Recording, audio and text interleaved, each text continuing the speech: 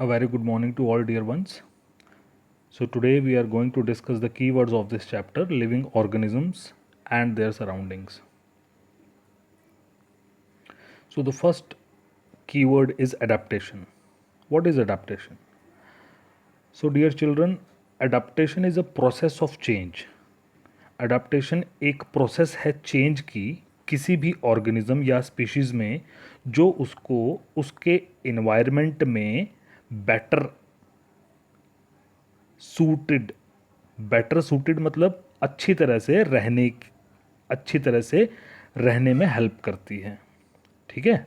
So adaptation is एक process है change की बाय विच एन ऑर्गेनिज्म या स्पीशीज अपने आसपास के इन्वायरमेंट में अच्छे तरीके से रह सकती है। Okay. Next is aquatic habitat. Aquatic habitat is related to water. Okay.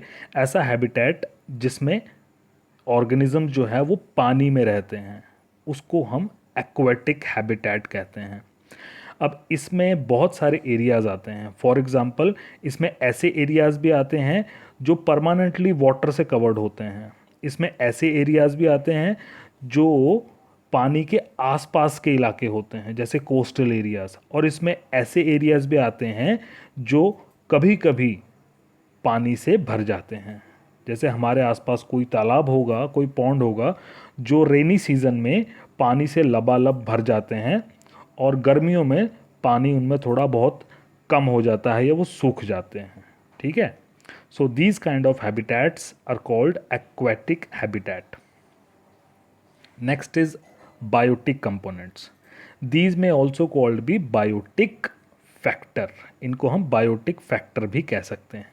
So biotic component या बायोटिक फैक्टर ऐसे ऑर्गेनिजम्स को हम कह सकते हैं जो कि लिविंग होते हैं। For example plants, animals. Okay.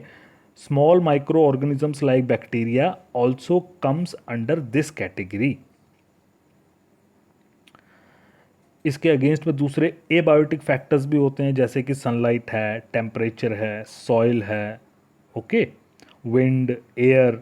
ये सब अबायोटिक फैक्टर्स हैं जो किसी भी एनवायरनमेंट के पार्ट होते हैं। Next is excretion.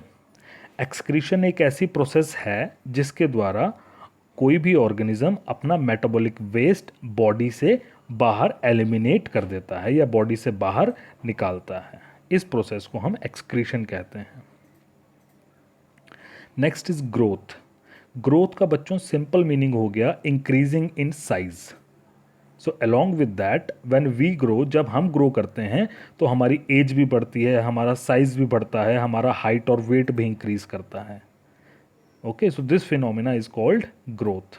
Next is habitat. What is habitat? Habitat is also called as natural home या natural environment of an animal, plant और अदर ऑर्गेनिज्म। किसी भी ऑर्गेनिज्म का जो नेचुरल होम या एनवायरनमेंट है वो उसका हैबिटेट कहलाता है। Next is living. लिविंग जो टर्म है this is not confined to a small area. ये कोई छोटी टर्म नहीं है। Living means it includes many factors. For example a pen, एक पेन या पेंसिल है, क्या हम उसको लिविंग बोलेंगे? नहीं, because it does not grow, it is not made up of cells, it does not respond, it does not adapt, it does not reproduce। क्योंकि ये सारे फैक्टर्स जो हैं ये लिविंग बींग्स के हैं। लिविंग बींग्स ग्रो करते हैं, लिविंग बींग्स एनर्जी का यूज़ करते हैं, लिविंग बींग्स रिप्रोड्यूस करते हैं, लिविंग बींग्स सेल्स के बने होते हैं, लिविंग बींग्स स्टिमुलस को रिस्पॉन्ड देते हैं, लिविंग बींग्स अपने एनवायरनमेंट में अडप्ट कर लेते हैं। तो ये सारे फैक्टर्स मिलकर किसी भी टर्म को, किसी भी ऑर्गेनिज्म को लिविंग बनाते हैं। Next is reproduction. रिप्रोडक्शन एक ऐसी प्रोसेस है जिसमें जो न्यू इंडिविजुअल हैं वो प्रोड्यूस किए जाते हैं ऑर्गेनिजम्स के द्वारा। ओके। तो इसमें यहाँ पर दो टर्म्स हैं, ऑफस्प्रिंग। ऑफस्प्रिंग मतलब नेक्स्ट जनरेशन। ठीक है। जो पेरेंट्स हैं, पेरेंट्स रिप्रोड्यूस करके अपनी नेक्स्ट जनरेशन प्रोड्यूस करते हैं। इसी प्रोसेस को रिप्रोडक्शन कहते हैं। रेस्पिरेशन। रेस्पिरेशन जो है ये एक ब्रीदिंग की प्रोसेस है, it is the action of breathing in living organisms but it also involves the production of energy. तो ये इसकी कंप्लीट डेफिनेशन बनी। रेस्पिरेशन सिर्फ सांस लेना ही नहीं है, हमारी बॉडी में एनर्जी को प्रोड्यूस करके उसको यूज़ करने की जो प्रोसेस है वो भी इसी के अंदर इंक्लूड होगी। Stimulus, what is stimulus? Stimulus कोई भी ऐसी एक्टिविटी हो सकती है जो किसी ऑर्गेनिज्म में कोई रिएक्शन पैदा करे। ओके, फॉर एग्जांपल मोस्ट जो प्लांट्स होते हैं उनकी जो रूट्स है वो पानी की तरफ अट्रैक्ट होती हैं, मतलब तो वाटर एक स्टिमुलस हो गया और उसके रिस्पॉन्स में रूट्स उसकी तरफ ग्रो कर रही हैं।